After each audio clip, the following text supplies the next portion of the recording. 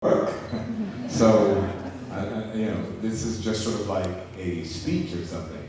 So I want to do something a little different than what we would normally do. I remember last time I was here, I actually had a really great time. I don't know what the hell I did, but I was playing guitar and being funny or something stupid, and that felt great. But I know when I was younger and I used to go to workshops, I used to learn something. So I want to see if I could actually teach you guys something that you can go away with if you want, or I'll just tell a bunch of stories. I sure know a million of them. I've been doing this a long time, and I've worked with a lot of great people. As a matter of fact, Friday, we're doing something here that I don't think it's ever been done before, and I don't know if you guys know, so we're playing here Friday night, and I have a long list of artists playing. And basically what my concept is it's the evolution of dance music. And the reason why I'm calling it that is because when I was younger, when I first started playing music professionally, I considered myself a jazz session guitar player. And what happened was, I went to a club once. I went to a disco, and I noticed something in a club that I had never noticed before. And let me just see if this means anything to you, because maybe it doesn't mean a thing, but to me it meant everything. I walked into a club and I heard continuous music. It was the first time in my life I ever heard continuous music. It never stopped. And when you went into a disco, you walked in and music was playing. And the only time the music stopped was when they kicked you out. Alley-oop, or you ain't nothing but a hound dog and all that kind of stuff. And I would sing songs like,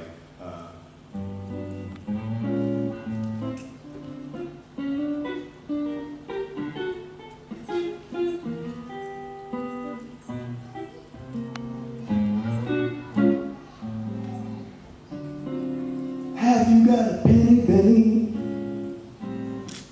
I want to telephone. So in the old days, phone calls used to be 10 cents, by the way. So you'll understand, sorry about that. You just put a dime in the phone booth and you can make a call. I have no idea what a phone call costs now. So here we go. Have you got a penny, Benny? I want to telephone Jenny. Need a little guitar. One more time. Here we go. Have you got a penny, Benny?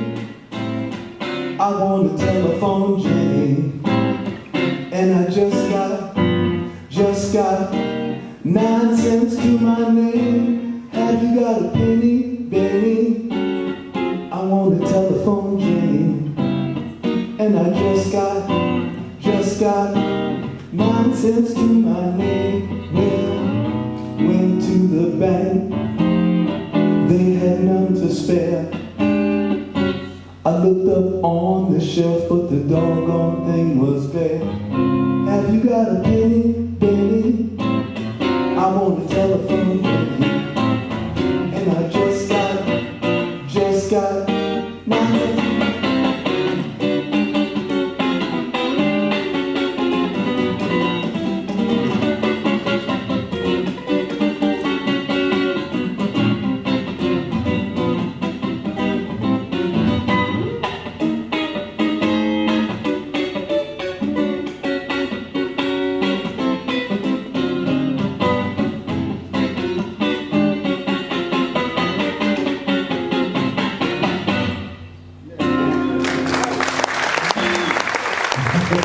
So that's when I would walk around singing when I was a little kid. I was like,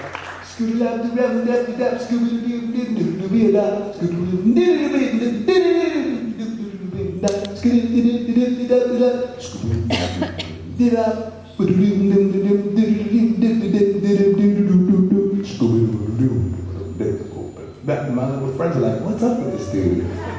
And that's how I was like rhythm I played. The very first Chic song that I wrote. Because if you think about dance music, especially in the time of when the whole disco thing happened, there was groove, super groove dance music like BT Express and stuff like that. And, Hamilton Bohannon, where they just lay on one chord and just like groove like crazy. And then there were all of the stuff that was more sophisticated. It was real orchestrated and like Barry White and things like that. And I thought, well, what if I could combine those two kind of extremes? What if I could have the groovy one chord, two chord type of music with all the sort of sophistication of jazz in my sort of harmonic background? And the very first song that I composed for Chic was Everybody Dance, which was, I think I played this last time, which is just so cool to me that you could play this and this is a pop song.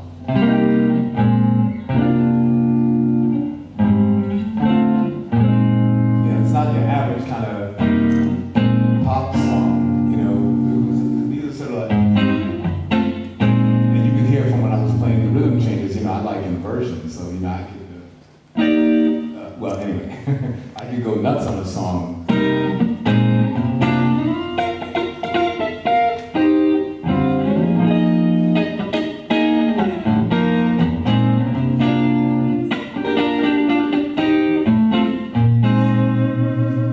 So when we wrote this, I kept saying, how do we make these cool chord changes pop?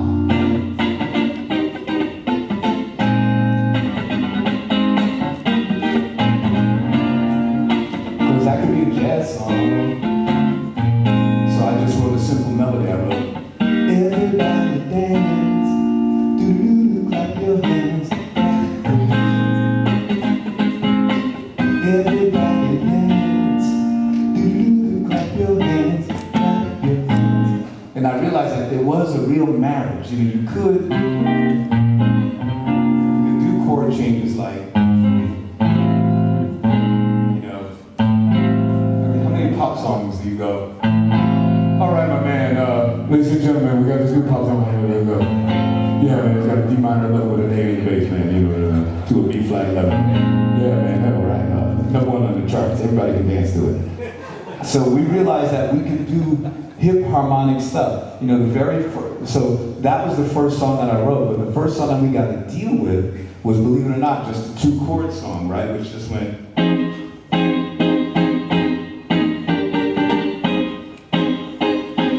Typical 1/4. This is very common in the old days. Everybody would play, you know, those disco songs that would just be, well, not everybody, but a lot of people.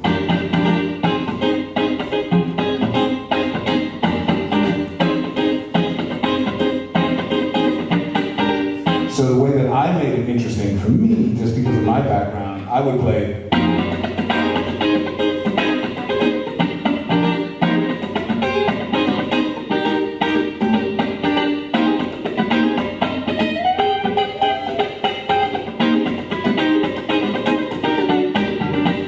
And this is my favorite kind of stuff.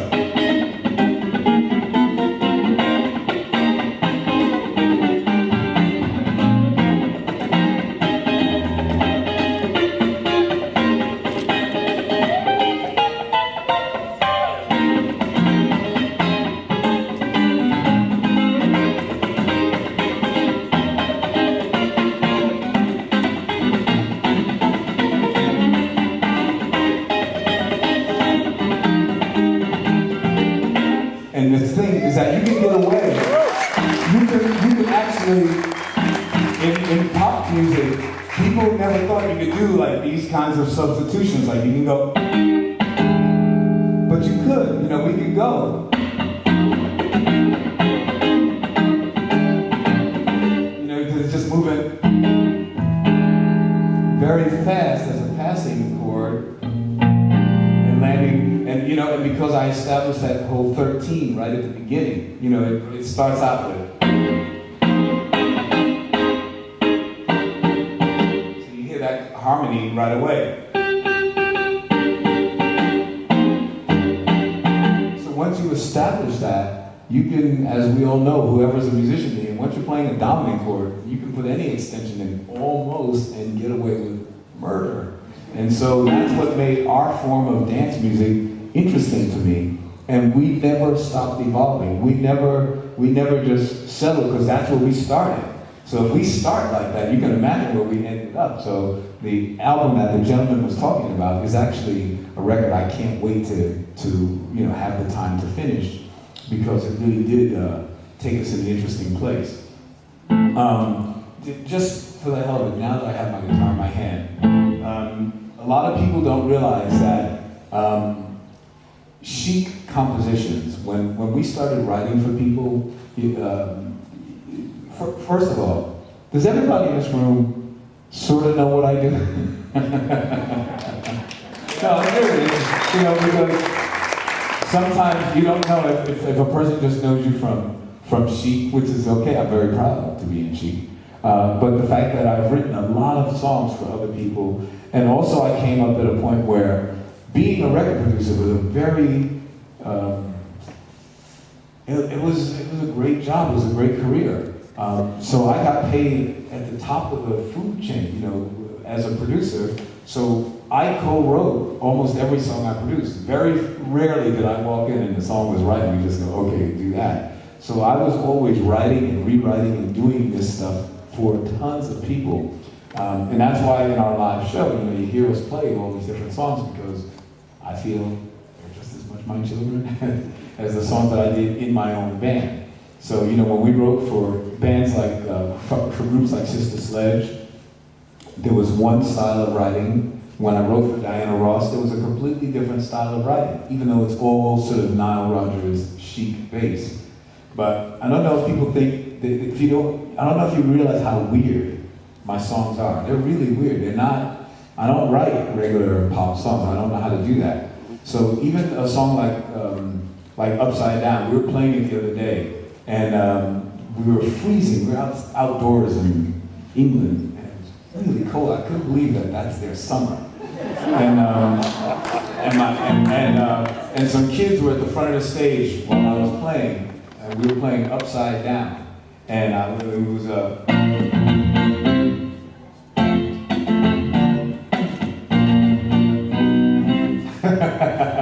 and that's part of the song. If it doesn't have that, it ain't upside down, you know? It's like, and I remember when I was doing it, believe it or not, the way that I actually thought of doing that silly chromatic move, boy, you guys are really gonna make fun of me after this. When I did that, so the basic song was a harmony.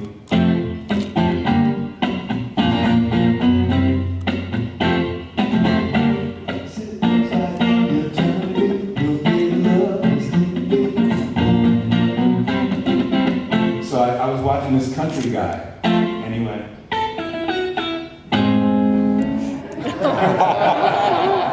And when I saw him go, I was like, he went. I was like, no, he went.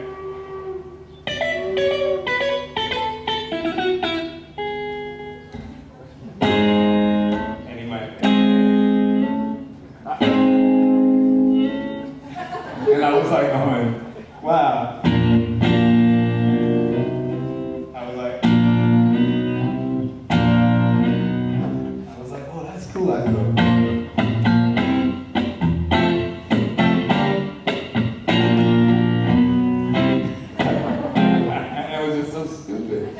And I made sense out of it by going, upside down, boy, you turn me inside. So you guys, this tension, you can get away with tension as long as it just moves by fast. It was almost like and everybody dance. You can get away with that shortly in Dance, Dance, Dance. You can get away with those tense moments. And for us, as these sort of jazz guys who learned to write pop songs, it was all of that stuff that kept it interesting. Because if you notice, if you listen to current pop music, that's loaded with what we call one-time only events, because they can just cut and paste the sample and this and that. So a record now is just like, if you see somebody like will.i.am making a record, or Timbaland making a record, I mean, they're just little bits and snips and that. They're just putting it all together. We were able to do that with our harmonic knowledge by making this stuff interesting. If you listen to the Ohio Players or any of those bands, like they're just killing through those records. Rarely do certain types of musicians just play the straight changes, because it gets boring to us. I mean, you just can't help it. You know, I just don't. I won't have a good time. People have asked me, how do I keep playing all this music, you know, this disco music. After all these years, I go, well, you want to try and play my disco? Your guitar, I'll give it to you. Let me see you play. It's hard stuff to play to make it sound right. It's not overly complicated, but to make it sound right and groovy and interesting and harmonically cool and have a pocket and not put people off. That's what we always strove for. We were those kind of composers, and I'm just that kind of guy. I can't help myself. I'd be bored with it. And even the simplest songs, like I said, upside down, people don't take note of that little chromatic movement. Oh, and the other thing is that, so not only do we do, this really cracks me up. Now the verse goes, like, why would you do that in a pop song? Like, why? There is no reason to go. There's no reason to do that other than being me. That's the only reason why, because all that is, believe it or not, is a simple key change going from major to minor. But it sounded weird to just go, instinctively you give to me. I didn't want to do that. I wanted to make a big deal out of it. Go, instinctively, and I'm running on the same, it just sounded cooler to go, to get to it, and I actually stole that from the Little Rascals.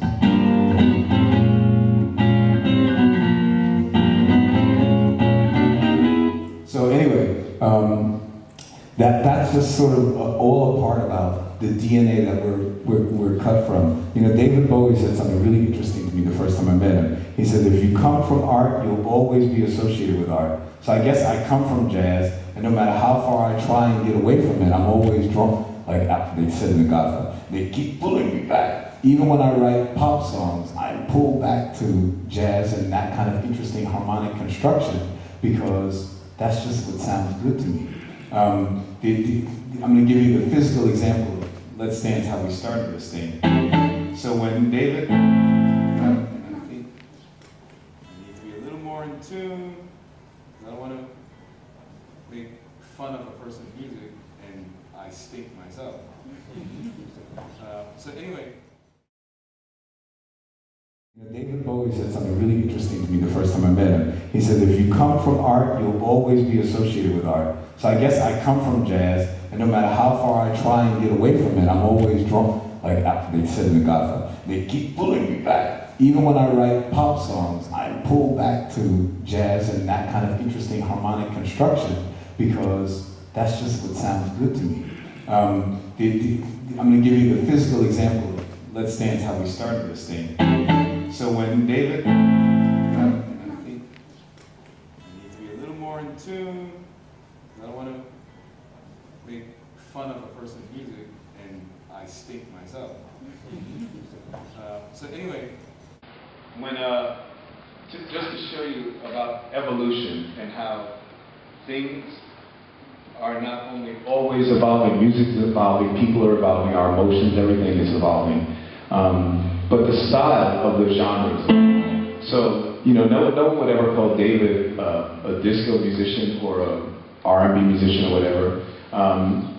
But as his music evolved, as we did something like Let's Dance, just a simple evolution of him playing it for me, sort of folky way.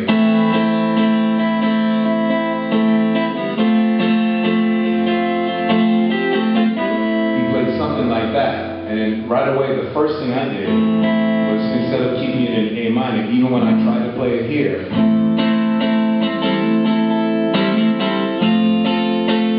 was still a little dark sounding to me. And that's because on the guitar, A minor is very resonant. You have all these, you have sympathetic vibrations all over the neck. So I just moved up to B flat, rather. And from here, you can just hear the darkness goes away. It gets a little brighter, just that simple. Not much. And then instead of doing the, I added the 4. And then when I had the 4, it was still a little dark. I inverted it up an octave and made it the 11. And I was like, uh-oh. I'm onto something. And I was like, instead of being, it got brighter, it got hipper, then it got ridiculous. And then it went, and all of a sudden it was like, whoa, I'm confident. Yeah, that's cool. And that was also very cool to put in a 6-chord.